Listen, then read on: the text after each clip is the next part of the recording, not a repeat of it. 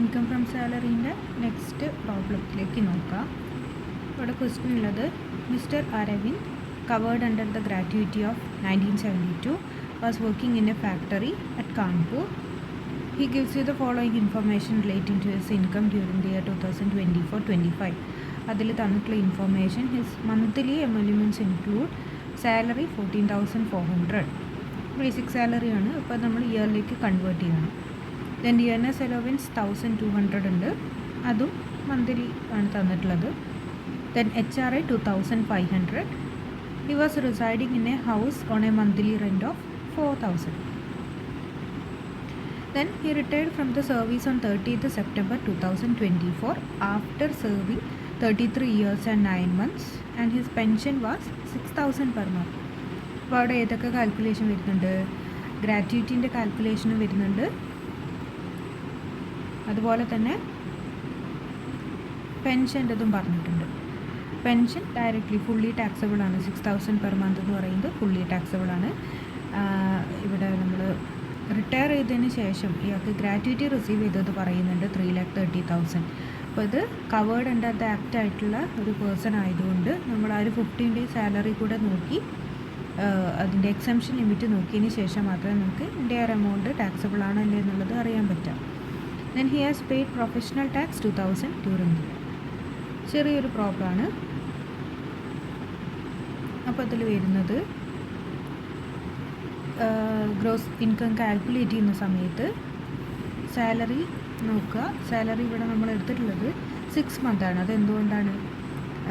Salary ഇയാൾ receive ചെയ്യുന്നത് September 30ക്ക് ഇയാൾ എന്ത് ചെയ്തിട്ടുണ്ട്? റിട്ടയർ ചെയ്തിട്ടുണ്ട്. അപ്പം April, May, June, July, August, September 30ക്കാണ്. അപ്പോൾ സെപ്റ്റംബറും കൂടെ ഇൻക്ലൂഡഡ് ആണ്. 6 മാസത്തെ സാലറിയാണ് റിസീവ് ചെയ്തിട്ടുണ്ടാവുക. So salary 14,400 into 6 86,400.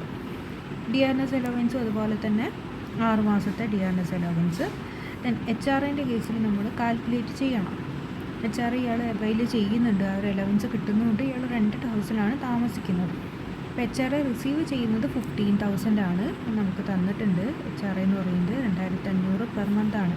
അപ്പോൾ 6 മാസത്തേക്ക് 15,000 രൂപ. Then rent paid over 10% of സാലറിയാണ്. അപ്പോൾ ഇതിൽ rent paid over 10% of salary. Rent എത്രയാണ് കൊടുത്തിട്ടുള്ളത്? 4,000 വെച്ചാണ് മന്ത്ലി റെൻറ്റ് കൊടുക്കുന്നത്. അപ്പോൾ അതിൽ 4,000 ഇൻറ്റു 6 ആണ് rent paid over 10% of salary. Salary എത്രയാണ്? HRAൻ്റെ സാലറി എന്ന് പറയുന്നത് basic salary plus DA as per terms of employment എടുക്കാൻ പറ്റുള്ളൂ. അപ്പോൾ അതിൽ ഈ തന്നിരിക്കുന്നതിൽ DA എന്ന് പറയുന്നത് എൻറ്റയർ എമൗണ്ടും എന്താണ് ടേംസ് ഓഫ് എംപ്ലോയ്മെൻറ്റ് നമുക്ക് തന്നിട്ടില്ല. അപ്പോൾ അതുകൊണ്ട് തന്നെ ഈ 7,200 നമുക്ക് ഇതിലേക്ക് കാൽക്കുലേഷനിലേക്ക് എടുക്കേണ്ട ആവശ്യമില്ല.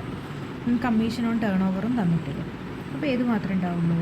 ബേസിക് സാലറി ആയിട്ടുള്ള 86,400 മാത്രമാണ് സാലറിയിലേക്ക് ഉണ്ടാവുക. 10% ഓഫ് സാലറി എന്ന് പറയുമ്പോൾ 86,400ൻ്റെ 10%. അപ്പോൾ 24,000 മൈനസ് 8,640 ചെയ്ത് കഴിഞ്ഞാൽ നമുക്ക് എന്ത് കിട്ടും? HRAൻ്റെ amount rent paid over 10% of salary കിട്ടും. ദാറ്റ് ഈസ് 15,360 ആണ്. ദെൻ മൂന്നാമത്തത് 40% ഓഫ് സാലറിയാണ്. അതായത് 40% ഓഫ് 86,400 ദാറ്റ് ഈസ് 34,560. അപ്പോൾ ഇതിൽ ലീസ്റ്റ് എമൗണ്ട് ഏതാണോ അതാണ് നമ്മൾ എടുക്കേണ്ടത്. 15,000 ആണോ, 15,360 ആണോ, 34,560 ആണോ? 15,000 തന്നെയാണ്. അപ്പം ആക്ച്വൽ HRA 15,000 ആണ്, ലീസ്റ്റ് എമൗണ്ട് 15,000 ആണ്. സോ എൻ്റയർ HRA എന്ന് പറയുന്നത് ഫുള്ളി എക്സംപ്റ്റഡ് ആയിട്ട് മാറും. 15,000 മൈനസ് 15,000 എന്ന് പറയുമ്പോൾ നില്ലായിട്ട് മാറും. ഇനി അടുത്തത് പെൻഷൻ്റെ കേസാണ്. പെൻഷൻ ഇവിടെ പറഞ്ഞത് 6,000 പെർ മന്ത് റിസീവ് ചെയ്യുന്നുണ്ട്. പെൻഷൻ ഫുള്ളി ടാക്സബിൾ ആണ്. കമ്മ്യൂട്ടഡ് പെൻഷൻ കാണുന്ന സമയത്താണ് അവിടെ നമുക്ക് എക്സംഷൻ ഒക്കെ കാണേണ്ടത്. സോ 6,000 ഇൻറ്റു 6 36,000 ടാക്സബിൾ ആണ്. ഇനി ഗ്രാറ്റുവിറ്റിൻ്റെ കേസ് നോക്കുകയാണെന്നുണ്ടെങ്കിൽ കവേർഡ് അണ്ടർ ദ ആക്റ്റ് ആണ്. അപ്പോൾ നമ്മൾ എടുക്കേണ്ട അതിൻ്റെ ലിമിറ്റുകൾ എന്ന് പറയുന്നത് ആക്ച്വൽ എമൗണ്ട് റിസീവ്ഡ് 3,30,000 തന്നിട്ടുണ്ട്.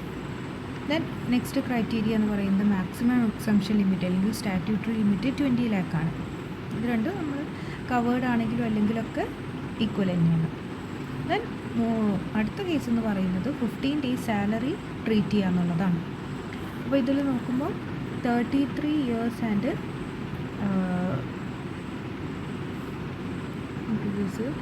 ഇതിൽ പറഞ്ഞിട്ടുള്ളത് 30 സെപ്റ്റംബറിലാണ് ഇയാൾ റിട്ടയർ ചെയ്യുന്നത്. ആഫ്റ്റർ 33 years and 9 months ആണ് പറഞ്ഞിട്ടുള്ളത്. കവേർഡ് അണ്ടർ ആക്ട് ആവുന്ന സമയത്ത് നമ്മൾ 6 months കൂടുതൽ ഒരു ഇയറിൽ നമ്മൾ വർക്ക് ചെയ്തിട്ടുണ്ടെങ്കിൽ അതിനെ നമ്മൾ ഒരു ഇയറായിട്ട് ട്രീറ്റ് ചെയ്യുന്നു പറഞ്ഞിട്ടുണ്ട്. അപ്പോൾ ഇതിൽ ടോട്ടൽ 34 years ആണ് നമ്മൾ കംപ്ലീറ്റഡ് ഇയർ ഓഫ് സർവീസ് ആയിട്ട് എടുക്കുന്നത്.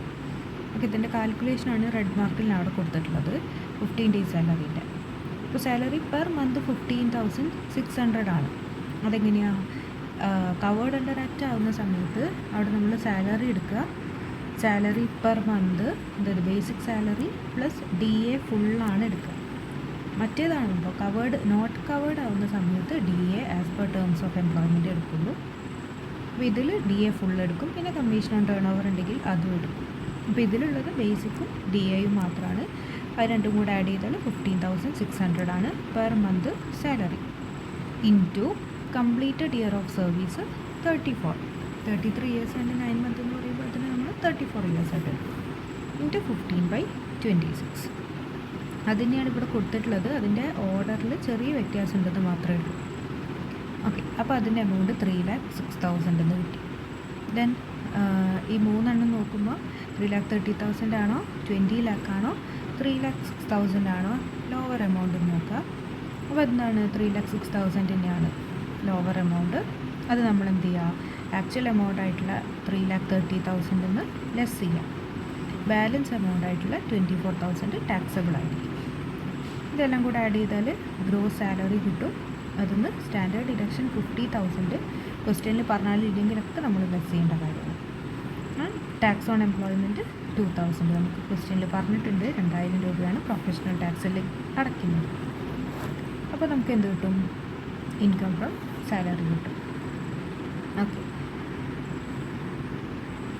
കോമൺ ആയിട്ടുള്ള ഒരു സിമ്പിളായിട്ടുള്ള ഒരു ക്വസ്റ്റ്യനാണ്.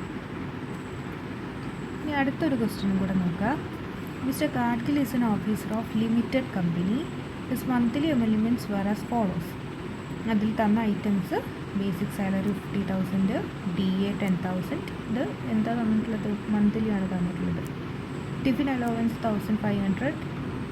അപ്പോൾ അതിൽ നോക്കുക, അപ്പോൾ തന്നെ നോക്കുക. ടിഫിൻ അലവൻസ് എന്ന് പറഞ്ഞാൽ എന്താ? ഫുള്ളി ടാക്സബിൾ അലവൻസ് ആണ്. ലിസ്റ്റ് ചെയ്ത ഐറ്റത്തിൽ നോക്കുക. ടിഫിൻ അലവൻസ് എന്ന് പറയുന്നത് ഫുള്ളി ടാക്സബിൾ അലവൻസ് ആണ്. Then children education allowance 600 for 3 children. അവിടെ എന്ത് പറഞ്ഞിട്ടില്ല? 600 പെർ ചൈൽഡാണെന്നല്ല പറഞ്ഞിട്ടുള്ളത്. 3 കുട്ടികൾക്കും കൂടെ 600 രൂപ വെച്ചിട്ടാണ് കിട്ടുന്നത്.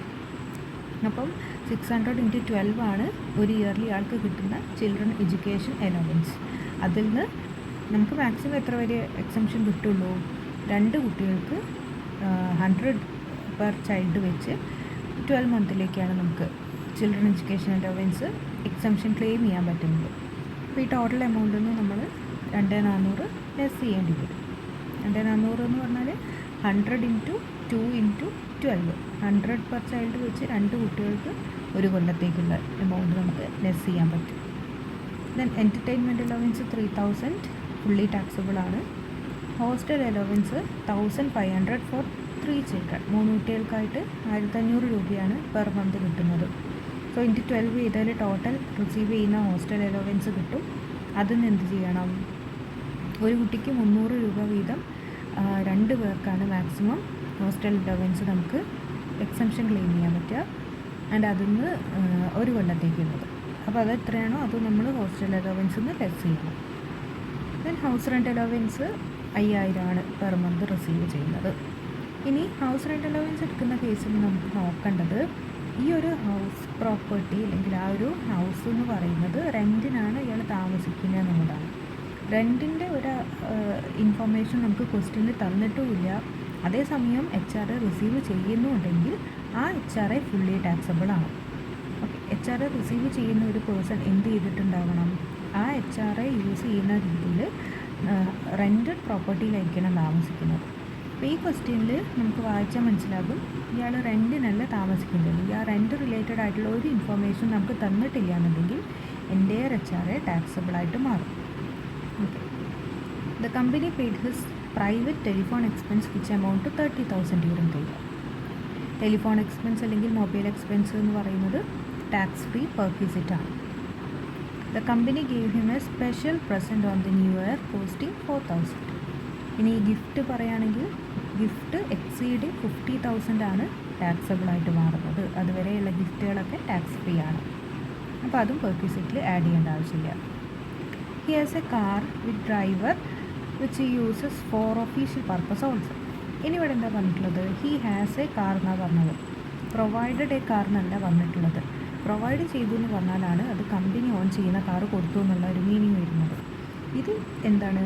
ഓണർ അല്ലെങ്കിൽ ഇതിൻ്റെ കാറിൻ്റെ ഓണർ എന്ന് പറയുന്നത് എംപ്ലോയി തന്നെയാണ്. ഓക്കെ, എംപ്ലോയി തന്നെയാണ് അതിൻ്റെ ഓണർ. ഡ്രൈവർ ഉണ്ട്. ആൻഡ് അത് ഒഫീഷ്യൽ പർപ്പസിനും യൂസ് ചെയ്യുന്നുണ്ട്. ഒഫീഷ്യൽ പർപ്പസ് ഓൾസോ എന്നാണ് പറഞ്ഞത്. അപ്പോൾ ഒഫീഷ്യൽ പർപ്പസിന് മാത്രമല്ല, ഇയാളുടെ കാർ ആയതുകൊണ്ട് ഇയാൾ പ്രൈവറ്റ് പർപ്പസിന് എന്തായാലും യൂസ് ചെയ്യുന്നുണ്ടാകും, പ്ലസ് അത് ഒഫീഷ്യൽ പർപ്പസിനും കൂടെ യൂസ് ചെയ്യുന്നുണ്ട്. And the expense reimbursed by the employer in respect of the car amount to 1,20,000. ഇനി അവിടെ എംപ്ലോയർക്ക് അതിന് 1,20,000 എന്ത് ചെയ്തിട്ടുണ്ട്? എംപ്ലോയർ ഈ ഒരു കാറിൻ്റെ എക്സ്പെൻസ് റിലേറ്റഡ് ആയിട്ട് റീഇംബേഴ്സ് ചെയ്ത് കൊടുത്തിട്ടുണ്ട് 1,20,000.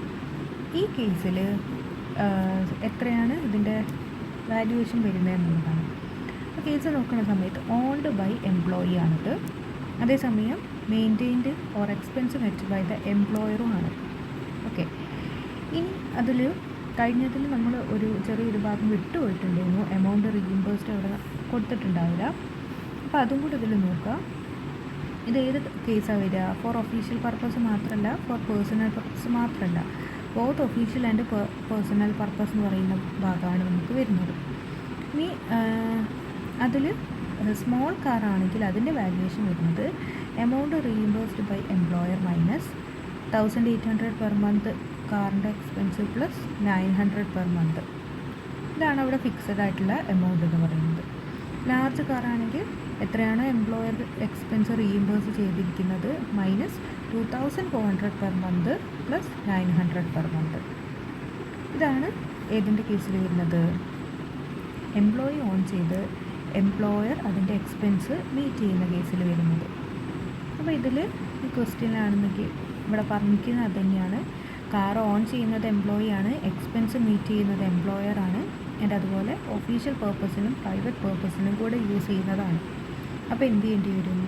എംപ്ലോയർ എക്സ്പെൻസ് എത്ര മീറ്റ് ചെയ്തിട്ടുണ്ടോ അതിൽ നിന്ന് നമ്മൾ ആ ഫിക്സഡ് ആയിട്ടുള്ള 1,800 പെർ മന്തും പ്ലസ് ഡ്രൈവറിന് പ്രൊവൈഡ് ചെയ്യുന്നത് കൊണ്ട് ഡ്രൈവറിൻ്റെ എക്സ്പെൻസും കൂടെ നമുക്കതിന് ലെസ് ചെയ്യാൻ പറ്റും. ഡ്രൈവർ ഇല്ലെങ്കിൽ ആ 900 പെർ മന്ത് നമ്മൾ ലെസ് ചെയ്യേണ്ട ആവശ്യമില്ല. ഇനി നമ്മൾ എന്ത് ചെയ്യണം? ക്യൂബിക് കപ്പാസിറ്റി 1.6 ലിറ്റർ ആവുന്ന സമയത്തും, അതായത് സ്മോൾ കാർ ആവുന്ന സമയത്തും ലാർജ് കാർ ആവുന്ന സമയത്തും ഇതിൻ്റെ വാല്യൂ എങ്ങനെയാണ് വരുന്നത് എന്നുള്ളത് നോക്കണം. അപ്പോൾ കമ്പ്യൂട്ടേഷൻ ഓഫ് ഇൻകം എന്ന് പറയുമ്പോൾ എന്തൊക്കെ വരും? Basic salary, dearness, tiffin allowance fully taxable ആണ്. ചിൽഡ്രൻ എഡ്യൂക്കേഷൻ ഇവിടെ തന്നിട്ടുള്ളത് 600 ആണ്. അപ്പോൾ 600 × 12 എന്ന് പറയുമ്പോൾ 7,200 ആണ്. അവിടെ പ്രത്യേകിച്ച് നോക്കണം, 600 പെർ ചൈൽഡ് എന്ന് പറഞ്ഞിട്ടില്ല. 3 കുട്ടികൾക്കും കൂടെ 600 ആയതുകൊണ്ടാണ് 600 × 12 വരുന്നത്. 600 പെർ ചൈൽഡാണ് കൊടുക്കുന്നതെങ്കിൽ 600 × 3 × 12 ചെയ്യേണ്ടി വരുന്നു. ഇവിടെ 600 ഫോർ 3 ചിൽഡ്രൻ ആണ്. × 12 7,200 മൈനസ് 2,400. ആ 2,400 എന്താ? മാക്സിമം 2 കുട്ടികൾക്ക് 100 രൂപ വെച്ചിട്ട് ഒരു കൊല്ലത്തേക്ക് കിട്ടുന്ന എഡ്യൂക്കേഷൻ അലോവൻസ് നമ്മളുടെ ലിമിറ്റ്. ബാക്കി എമൗണ്ട് ടാക്സബിൾ ആണ്. എൻ്റർടൈൻമെൻറ്റ് അലോവൻസ് 3,000 ഫുള്ളി ടാക്സബിൾ ആണ്. ഹോസ്റ്റൽ അലോവൻസ് ഇതുപോലെ തന്നെ എത്രയാണ്? 1,500 വെച്ചിട്ടാണ് 3 പേർക്കും കൂടെ കിട്ടുന്നത്. 1,500 × 12 ചെയ്താൽ 18,000 മൈനസ് 7,200 എന്താ? 300 രൂപ വീതം 2 കുട്ടികൾക്ക് ഒരു കൊല്ലത്തേക്കുള്ള എമൗണ്ട്. ബാക്കി ടാക്സബിളായിട്ട് മാറും. ഓക്കെ. അലവൻസിൽ എപ്പോഴും നമ്മൾ എക്സംഷൻ ലിമിറ്റ് കണ്ടിട്ട് അത് കുറയ്ക്കുകയാണ് ചെയ്യുന്നത്. പെർക്വിസിറ്റിൽ അതേസമയം പെർക്വിസിറ്റിൻ്റെ വാല്യൂ ആണ് നമ്മൾ കണ്ടെത്തുന്നത്. അവിടെ നമ്മൾ എക്സംഷൻ ലിമിറ്റ് അല്ല കണ്ടെത്തുന്നത്. ഓക്കെ. ഇനി ഹൗസ് റെൻ്റ് അലവൻസ് ആണ്. ഇത് ഹൗസ് റെൻ്റ് അലവൻസ് ഫുള്ളി നമ്മൾ ടാക്സബിൾ ആയിട്ടാണ് എടുത്തിട്ടുള്ളത്. അതിൻ്റെ റീസൺ എന്താ? ഇയാൾ റെൻറ്റ് കൊടുക്കുന്നില്ല, റെൻ്റ് ഹൗസിലല്ല താമസിക്കുന്നത്. അപ്പോൾ ഓൺ ഹൗസിലാണ് താമസിക്കുന്നതെങ്കിൽ HRA നമ്മൾ റിസീവ് ചെയ്താലും അത് ഫുള്ളി ടാക്സബിൾ ആയിട്ടാണ് ട്രീറ്റ് ചെയ്യുക.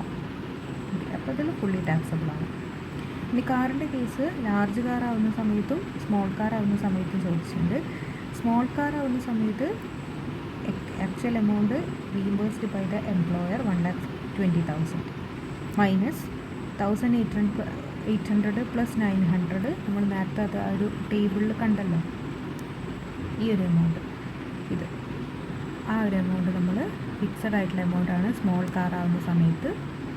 അപ്പോൾ അത് എത്രയാണെന്നുണ്ടെങ്കിൽ അത് 1,800 പ്ലസ് 900 ഇൻറ്റു 12 പെർ മന്ത് ആണല്ലോ, ഇയറിലേക്ക് കണ്ടാൽ നമുക്ക് എമൗണ്ട് കിട്ടും. 1,20,000 ലെസ് ചെയ്താൽ നമുക്ക് taxable amount of perquisite of car കിട്ടും. ഗ്രോസ് സാലറി കാണുക, അതിന് സ്റ്റാൻഡേർഡ് ഡിഡക്ഷൻ ലെസ് ചെയ്യുക. അവിടെ നമുക്ക് പ്രൊഫഷണൽ ടാക്സ് പറഞ്ഞിട്ടില്ല, അപ്പോൾ അതുകൊണ്ട് ലെസ് ചെയ്യേണ്ട ആവശ്യമില്ല. ഇനി ഇത് തന്നെ ലാർജ് കാർ ആവുന്ന സമയത്ത് എന്ത് മാത്രമേ മാറ്റം വരൂ? 1,800 പകരം 2,400 ആയിരിക്കും അവിടെ ഉണ്ടാവുക. ഇതേ മാറ്റം വരുള്ളൂ, പെർക്വിസിറ്റിൻ്റെ വാല്യുവേഷന് മാത്രമാണ് മാറ്റം വരിക. ഓക്കെ, അപ്പോൾ ഇതിൽ നമ്മൾ HRAൻ്റെ കേസ് ഒന്ന് പ്രത്യേകം നോട്ട് ചെയ്ത് വെക്കുക. അതുപോലെ ഇപ്പോൾ എംപ്ലോയി ഓൺ ചെയ്യുന്ന കാറാവുന്ന കേസിൽ